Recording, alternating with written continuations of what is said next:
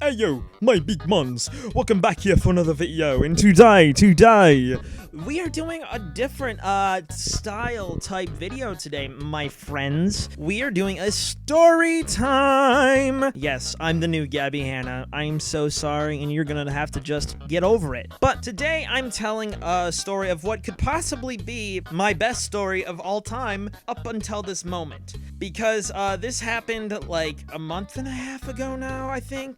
Before I moved up here to Michigan. So what happened is my friend Blake, he had flown down to Texas, and that's not even where the problems began. Excuse my lack of brain, all right? So the problems all begin right from the beginning. I get a call from Blake while I'm at the movie theater, my friend who's on his way, supposed to be on his way down to Texas to help me to drive my car to Michigan and such. And so, first things first, I'm watching the movie Free Guy, the new one with Ryan Reynolds, and he calls me on the phone and he's like, "Hey Jacob, my Spirit flight, you know, the one that I gotta get on in 2 hours, it's canceled."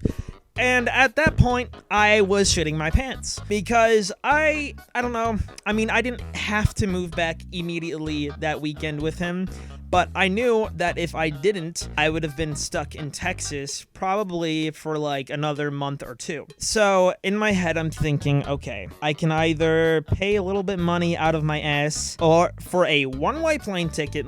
Ladies and gentlemen, this ticket was a one-way ticket. It was not a round trip. It was nothing fancy. It wasn't to fucking Hawaii. It was a one-way trip. So I eventually start to look at Delta, and I see that there's one ticket left. And my buddy Blake, he also somehow ends up arriving at Delta to get on the airplane. And the ticket ended up, guess how much for a one-way ticket on Delta? Almost $500. At this point, I was shitting my pants. I was more than furious at this point. So Blake gets on the plane and he comes to Michigan, and he comes to Texas, and we are officially vibing later that night after his $500 3-hour plane ticket. I mean, actually, I think it's even shorter. It's like 2.5 hours. And the rest of that night goes pretty smooth. My car is all packed and we are ready to go. And you're thinking, all right, where's this going? This is going in the worst possible way, all right? So we get on the road and we start driving, and literally the whole day, most of it is a breeze, man. Like, nothing is in our way. And so we stop to go take a fat shit, maybe a fat pee. I don't know. I don't keep track on my friends' urinary tracks.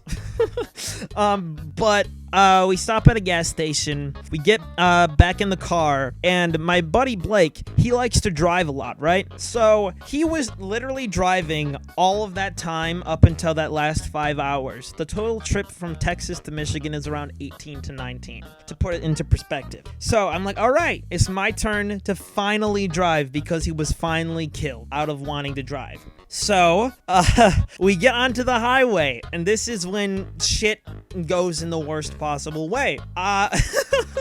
We start driving onto the highway, and we hit 75 miles an hour, and then we hit a pothole, a very, very huge pothole. Like, when I don't know how else to describe it. You know those giant popcorn balls that you see at the movie theaters occasionally? It's like the big metal ones that are like this. It was like a pothole like that. So we hit it, and I'm at the steering wheel like,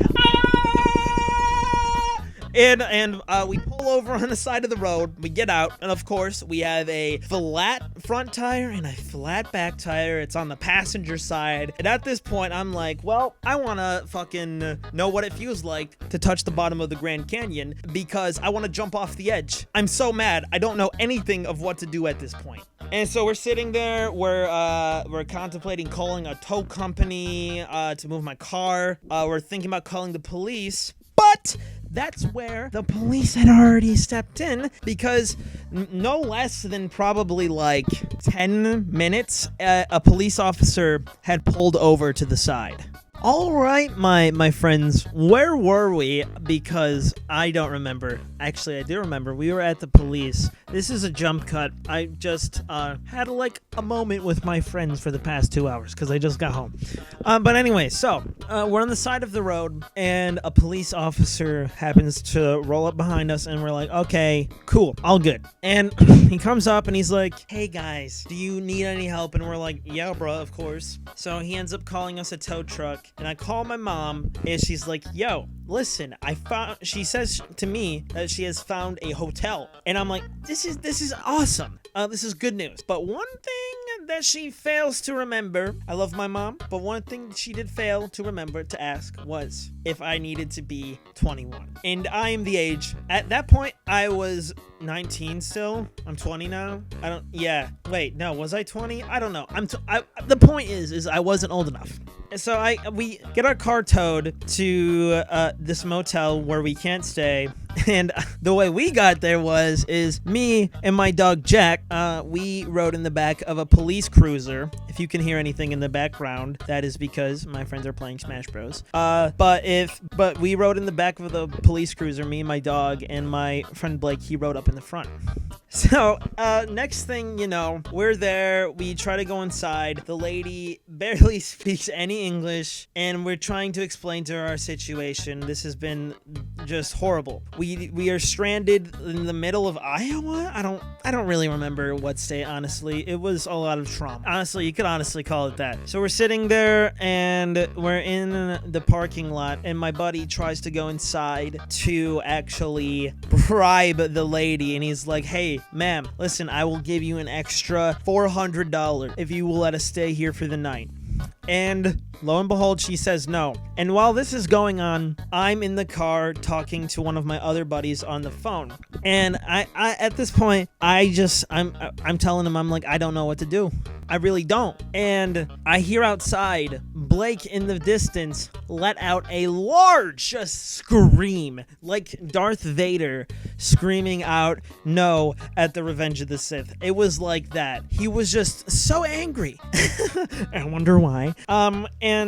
But Blake's parents had found this hotel nearby, and they were nice enough to let us stay in the lobby for the night. But the reason why we could only do the lobby is because they were full. But like, they heard our entire story and like what we were going through that night, and they were like, listen, you guys have had the worst day ever. Come on in. And these people were literally amazing. And they gave us like goodie bags. And so now you're asking yourself, how did you get out of there? You have 2 bent rims. You're at this hotel stranded in the lobby. Well, my friend's parents happen to be actual saints. Actual saints. So Blake calls his father, who owns a car shop, which we live right next door to. And he's like, hey, we need to get 2 new rims and 2 tires to temporarily drive this car home. And his dad is like, thanks, I will go do that. We find a car that's here at the shop that happens to fit my car, and his parents drive out an extra 5 hours out of their way to us to fix the car. I was amazed. I was like, no human being has ever showed like any kind of like, I don't know, just it was so much. It like, I wanted to cry, but like I didn't, because I'm a toxic man. No, I mean, occasionally, the guys hold the emotions in. But like, it was really like a blessing. They come out, they fix the car, and we get on our way home. We see the pothole, and it's like I described earlier in the video. It's like, woof, woof. It is huge, and we made sure to go around the pothole this time. And we got home after 5 hours, and now I've been living here in Michigan. This is the tale of TheAshbro and his beginnings. So, like, I don't think there could have been any crazier way that whole trip could have gone. Like, man, oh But if you guys enjoyed this story and maybe want to see if I can pick anything else out of my brain, out of my little noggin to tell in some more stories, maybe in this format, I kind of like where the camera is set up, you know? My face is above the camera, so that is why I do keep looking up. I mean, like, what can I say? What a fabulous man. And what can I say about you? You look fabulous. Fabulous. Don't let anyone tell you different, all right? This is real. This is me. This is exactly who I'm supposed to be now. Demi Lovato, rest in peace, man. She just annoys me now. But that's a topic for another time. Maybe I'll get into it. But if you guys like this video, if you guys want to see more videos like this in the future, go ahead and drop a little bit of a like, a little bit of a subscribe. I'll see you in the next one, my big mons.